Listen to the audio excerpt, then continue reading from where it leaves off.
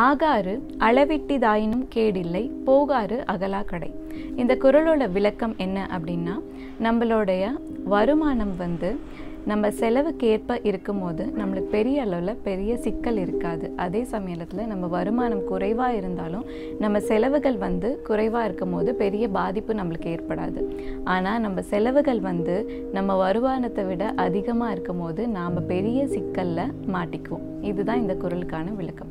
இதில் நம்ம என்ன தெரிஞ்சுக்கணும் அப்படின்னா, நம்ம செலவுக்கேற்ப நம்ம வருமானத்தை அதிகரிக்க முடியாது. ஆனால் நம்ம வருமானத்துக்கு ஏற்ப நம்ம செலவை திட்டமிட்டுக்கலாம் இல்லைங்களா? ஸோ அடுத்த முறை நீங்கள் ஷாப்பிங் போகும்போது இந்த ஒரு விஷயத்தை கண்டிப்பாக கவனத்தில் வச்சுக்கோங்க.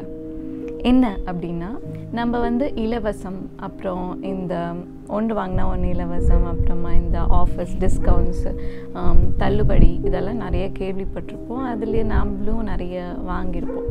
ஆனால் அடுத்த முறை நீங்கள் கடைக்கு போகும்போது இந்த ஒரு விஷயத்தை தெளிவாக ஞாபகம் வச்சுக்கோங்க. இந்த உலகத்தில் இருக்கிற எந்த ஒரு நிறுவனமும் தன்னோட லாபம் இல்லாமல் எந்த பொருளையும் விற்கணுன்ற அவசியம் இல்லை. அப்படி விற்கவும் கூடாது. அதுதான் தொழில் தர்மம். சரிங்களா?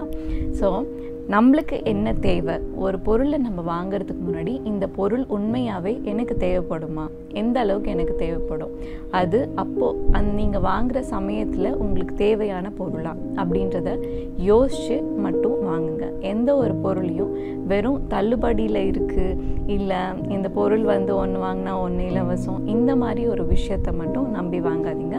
உங்கள் தேவைக்கேற்ப பொருள் வாங்குங்க. இது மூலமா நம்மளோட செலவை முடிஞ்ச வரைக்கும் நிறைய இடத்துல குறைக்கலாம். அப்புறம் நம்ம பெரிய பொருளாதார சிக்கலில் மாட்டிக்காமல் இருக்கலாம்.